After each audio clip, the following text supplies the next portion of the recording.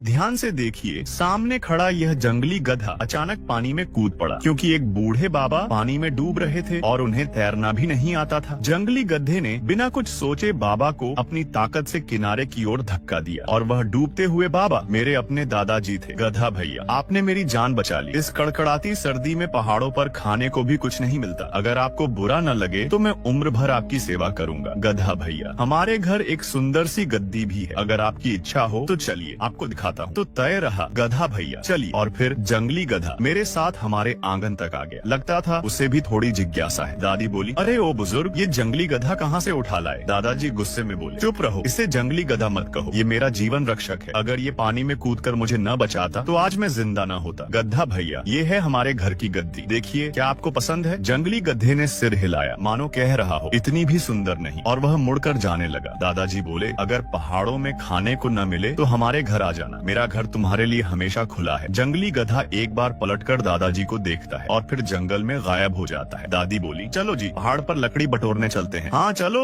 हम पहाड़ पर थोड़ा ही आगे बढ़े थे कि अचानक जंगली गधे की दर्द भरी चीख सुनाई दी। आवाज बहुत पास से आ रही थी। दादाजी घबरा कर बोले, अरे नहीं, गधा भैया मुसीबत में है। इतना कहकर दादाजी पहाड़ की ओर दौड़ पड़े। मैं और दादी भी उनके पीछे भागे। आधे पहाड़ पर पहुँचे तो देखा जंगली गधा जमीन पर गिरा पड़ा है। उसका आगे का पैर लोहे के फंदे में फंसा था और खून जमीन पर बह रहा था। असल में उसे हमारे गांव के रमेश चौधरी ने फंसा लिया था। दादाजी बोले, अरे रमेश, तुम भी शिकार पर आए हो? रमेश हंसकर बोला, हाँ काका, 3 दिन से पहाड़ पर बैठा था, आज बड़ी मुश्किल से एक जंगली गधा हाथ लगा है। दादाजी हाथ जोड़कर बोले, रमेश, इसने मेरी जान बचाई है, क्या तुम इसे छोड़ नहीं सकते? रमेश बोला, काका, ये गधा आपकी जान बचाया होगा, मेरी नहीं। 3 दिन की मेहनत है, मैं इसे नहीं छोड़ सकता। दादाजी बोले, हम एक ही गाँव के हैं, बताओ कितने में छोड़ोगे? रमेश बोला, काका, ये जंगली गधा बहुत कीमती है, इसकी खाल, इसका मांस और इसका अंग सब महंगे बिकते हैं। शहर वाले कहते हैं जो खाओ वही ताकत देता है, देखो गांव वाले हो इसलिए सस्ता लगाऊंगा, 5000 रुपये। दादाजी बोले, 5000? ये तो बहुत ज्यादा है। दादी धीरे से बोली, छोड़ो जी, घर के पैसे तो गोपाल की शादी के लिए रखे हैं। दादाजी की आंखें भर आईं। इसने मेरी जान बचाई है, अब इसकी जान बचाना मेरा फर्ज है। गोपाल की शादी का इंतजाम मैं किसी और तरह कर लूंगा। फिर दादाजी ने कहा, रमेश चल मेरे साथ, घर से पैसे ले ले। रमेश पैसे लेकर खुश होकर चला गया। दादाजी ने घायल गधे को घर लाकर उसके घाव पर मरहम लगाया और उसे हमारे गधे के बाड़े में रख दिया। तू आराम से ठीक हो जा, जैसे ही तू ठीक होगा मैं तुझे वापस पहाड़ में छोड़ आऊंगा। दादी फिर बोली, पैसे का इंतजाम कैसे होगा? परसों ही तो गोपाल की रस्म है। दादाजी गहरी सांस लेकर बोले, जरूरत पड़ी तो घर की 2 बकरियां बेच देंगे। दादी चौंक गयी। बकरियां बेच देंगे? फिर हम क्या खाएंगे? गाँव वालों को दावत देनी है,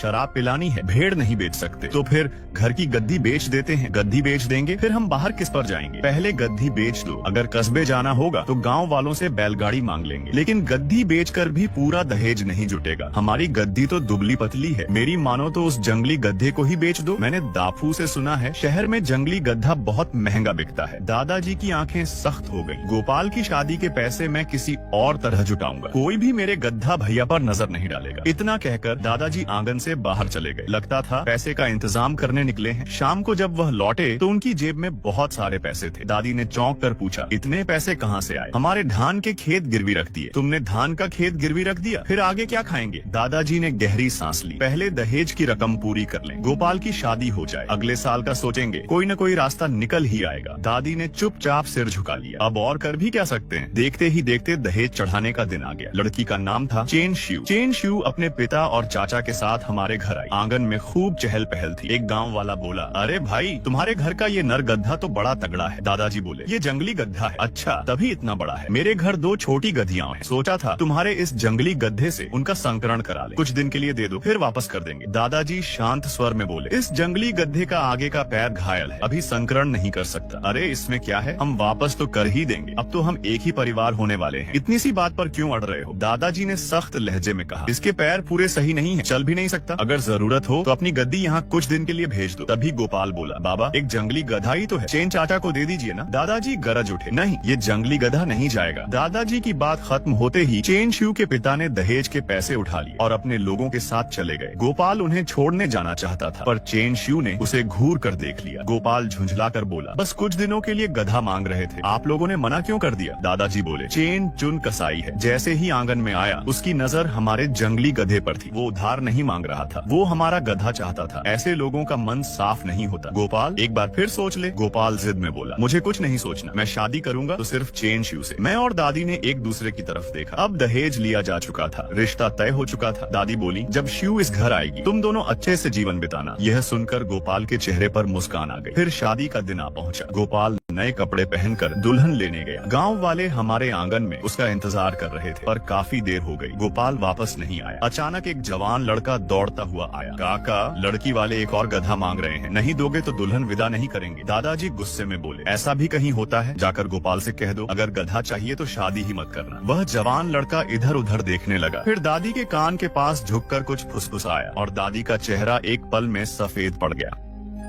क्या गोपाल, ये नालायक लड़का जरा भी सुकून नहीं देता। दादाजी ने पूछा, क्या हुआ? अरे भगवान। दादी ने गहरी सांस ली। वह दादाजी के कान के पास जाकर अभी अभी सुनी बात धीरे से बता दी। इतना सुनते ही दादाजी ने तुरंत उस जवान लड़के से कहा कि घर की गद्दी तुरंत लड़की वालों के यहाँ पहुँचा दे। गद्दी भेजे जाने के कुछ ही देर बाद आखिरकार गोपाल अपनी नई दुल्हन को घर ले आया। रात हुई, गाँव वाले सब लौट गए। गोपाल ने जल्दी ही पश्चिम वाले कमरे का दरवाजा बंद कर लिया। दादाजी और दादी मिट्टी के चूल्हे के पास तख्त पर बैठकर शगुन के पैसों की गिनती करने लगे। दादी बोली, अरे बुजुर्ग, ये शगुन के पैसे कर्ज चुकाने के लिए काफी नहीं है। अगर गद्दी भी बेच दें और इन्हें जोड़ दें तो रकम पूरी हो जाएगी। दादाजी बोले, जो भी हो, गोपाल ने शादी कर ली। घर में एक शुभ काम तो हुआ। देखते ही देखते 3 महीने बीत गए। शिव का पेट अब काफी बड़ा हो चुका था। एक दिन गोपाल हमारे गड्ढे के बाड़े में खड़े जंगली गड्ढे को घूरते हुए बोला, बाबा, शिव अब माँ बनने वाली है, लेकिन हमारे पास पैसे नहीं है, पोषण भी ठीक से नहीं हो पा रहा। मेरी मानो तो इस जंगली गधे को बेच देते हैं। दादाजी सख्त स्वर में बोले, नहीं, तुम जंगली गधे की तरफ नजर भी मत डालना। पहाड़ के जंगली मुर्गे, नदी की मछलियाँ मैंने कम पकड़ कर नहीं लाया, सब तेरी बीवी को ताकत के लिए दिया है। गोपाल झुंझला कर बोला, बाबा, क्या मैं आपका असली बेटा नहीं हूँ? मुझे तो लगता है आप इस जंगली गड्ढे को मुझसे ज्यादा मानते हो। फिर उसने कहा, शहर में मेरी मुलाकात एक सेठ से हुई, वो हमारे जंगली गड्ढे का अंग खरीदना चाहता है, इतनी बड़ी रकम देगा। दादाजी ने बीच में ही काट दिया, नहीं, चाहे जितने पैसे दे, मैं नहीं बेचूंगा। गोपाल ने दांत भींच कर कहा, आज ये जंगली गधा बिक कर रहेगा। दादाजी गरज उठे, हिम्मत है तो करके देख, तेरा वो निकम्मा सेठ अगर यहाँ आया तो मैं उसे भगा दूंगा। गोपाल ने दादाजी को घूरा और गुस्से में पश्चिम वाले कमरे में चला गया। दोपहर ढलते ढलते वाकई हमारे आंगन में एक बाहरी आदमी आ पहुंचा। वह बेहद मोटा था, कम से कम 400-500 किलो का। उसकी आंखों में लालच साफ झलक रहा था जब वह हमारे जंगली गधे को घूर रहा था। गोपाल दौड़कर बोला, झू सेठ, आप आ ही गए, यही है वो जंगली गधा जिसकी मैंने बात की थी। आपने तो इसे ढूंढने में मुझे खूब परेशान कर दिया। जंगली गधे ने मुंह से तेज आवाज निकाली। वह आवाज किसी चेतावनी जैसी थी, मानो झू सेठ को आगाह कर रहा हो। वो आवाज साफ चेतावनी जैसी थी। झू सेठ बोला, मैं और पैसे दूंगा, तुम इस जंगली गधे को मार दो, अभी इसी वक्त मार दो। गोपाल बोला, ठीक है, अभी मार देता हूँ। गोपाल की बात खत्म ही हुई थी कि दादाजी गोदाम से सब्जी काटने वाला बड़ा चाकू लेकर बाहर आ गए। दादाजी गरज कर बोले, जंगली गधा नहीं बिकेगा, यहाँ तुम्हारा स्वागत नहीं है, तुरंत निकल जाओ। झू सेठ ने पूछा, ये कौन है, कहाँ से आ गया ये बूढ़ा? गोपाल बोला, ये मेरे बाप है, उम्र हो गई है, दिमाग ठीक नहीं रहता। झू सेठ, आप अंदर बैठिए, मैं अभी जंगली गधे को मार देता हूँ। दादाजी चिल्लाए, इसे तुरंत बाहर निकालो। गोपाल गुस्से में बोला, बाबा, आप पागल हो गए हैं क्या? एक जंगली गधे के लिए इतने पैसे ठुकरा रहे हो? दादाजी दृढ़ आवाज में बोले, नहीं चाहिए, चाहे जितने पैसे दो, नहीं बेचूंगा, अभी इसे बाहर निकालो। गोपाल दांत भींच कर बोला, आज ये जंगली गधा हर हाल में मरेगा। इतना कहकर उसने दादाजी के हाथ से चाकू छीनने की कोशिश की। दादाजी ने पूरी ताकत से चाकू पकड़े रखा, लेकिन गोपाल जवान था, ताकतवर था। दादाजी उसका मुकाबला नहीं कर पाए। गोपाल ने झटके से चाकू छीन लिया और जंगली गधे की ओर बढ़ा। दादाजी घबरा गए। वे दौड़कर जंगली गधे के सामने खड़े हो गए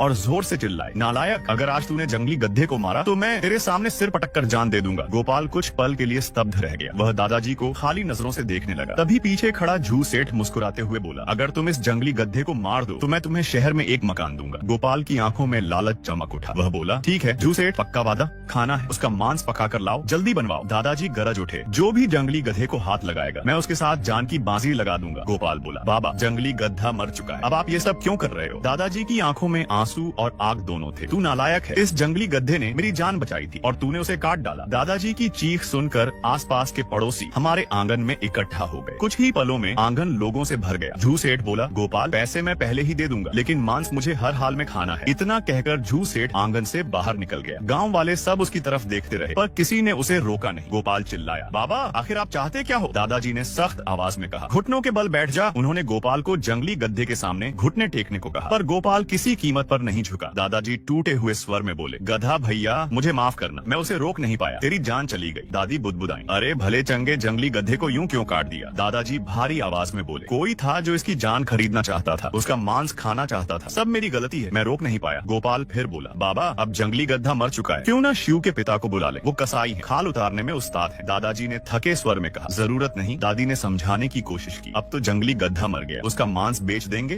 तो काफी पैसे मिल जाएंगे। कुछ गांव वाले भी बोल पड़े, हाँ हाँ सही कह रही है, पैसे की जरूरत तो है ही। शिव ने भी पेट पर हाथ रखते काम में ले गया। रात होते होते झू सेठ फिर आ पहुंचा। गोपाल, जंगली गधे का मांस तैयार हुआ या नहीं, मुझे अभी खाना है। गोपाल बोला, झू सेठ अभी नहीं बना है, अभी बनवाता हूँ। फिर उसने धीरे से पूछा, बाबा ने जंगली गधे को कहाँ रखा है? मैंने कहा पता नहीं, शायद बाबा कहीं ले गए। झू सेठ झुंझला कर बोला, गोपाल तुमने मुझसे जंगली गधे का मांस देने का वादा किया था। गोपाल बोला, झू सेठ आप चिंता मत करो, मैं आपको मांस जरूर खिलाऊंगा। झू सेठ की आंखें ठंडी हो गईं। वह बोला, अगर आज मुझे जंगली गधे का मांस नहीं मिला तो मैं तुम्हें ही खा जाऊंगा। उसकी आवाज में मजाक नहीं था, वह सचमुच डरावना लग रहा था। गोपाल घबरा कर बोला, झू सेठ अगर आपको मांस नहीं मिला तो मैं खुद आपका गधा बन जाऊंगा, आप मुझ पर सवारी करना। कहकर वह झू सेठ को पूर्वी कमरे में ले गया और उसे चाय पिलाई। कुछ देर बाद हमारे आंगन का दरवाजा खुला। दादाजी लौट आए। उन्हें देखते ही गोपाल घबरा गया, मैं भी बाहर आ गया। गोपाल ने पूछा, जंगली गधा कहाँ है? दादाजी ने शांत स्वर में कहा, दफना दिया। कहाँ दफनाया? जल्दी बताओ, मैं जाकर खोद लाता हूँ। झू सेठ इंतजार कर रहा है। दादाजी सख्त स्वर में बोले, नहीं खोदोगे। कौन सा झू सेठ? तुम कुछ नहीं जानते, एक दिन ये घर तुम्हारी वजह से बर्बाद हो जाएगा। गोपाल गुस्से में बोला, बाबा मैं झू सेठ के पैसे ले चुका हूँ, मुझे उसे जंगली गधे का मांस देना ही होगा। एक बार मेरी मदद कर दो, बताओ कहाँ दफनाया है? दादाजी गरजे, नालायक, ये सब तेरी करतूत है, जंगली गधे के बारे में सोच भी मत। तभी झू सेठ बाहर आ गया। वह गुर्राया, बूढ़े क्या तुम्हें मेरे दिए पैसे कम लगे? जल्दी से जंगली गधा मेरे हवाले करो। दादाजी ने घृणा से कहा, जानवर तो जानवर ही रहता है, चाहे इंसान की खाल क्यों न पहन ले। झू सेठ की आंखें लाल हो गईं। बूढ़े, लगता है तुम्हें जीना नहीं है। गोपाल तुरंत बीच में आया, झू सेठ आप नाराज मत होइए, मुझे पता है जंगली गधा कहाँ दफनाया है, मैं अभी जाकर निकालता हूँ, आप पहले शांत हो जाइए, पश्चिम वाले कमरे में जाकर आराम कीजिए। झू सेठ कुछ पल सोचकर बोला, ठीक है, एक आखिरी बार तुम पर भरोसा करता हूँ। गोपाल ने उसे पश्चिम वाले कमरे में बिठाया और दरवाजा बंद कर दिया। फिर उसने दादाजी से पूछा, आखिर जंगली गधा कहाँ दफनाया है? दादाजी ने कोई जवाब नहीं दिया। वह मुड़े और पूर्वी कमरे की ओर चले गए। गोपाल आंगन में खड़ा गुस्से से पैर पटकता रहा। फिर उसने सब्जी काटने वाला चाकू उठाया और पहाड़ की तरफ दौड़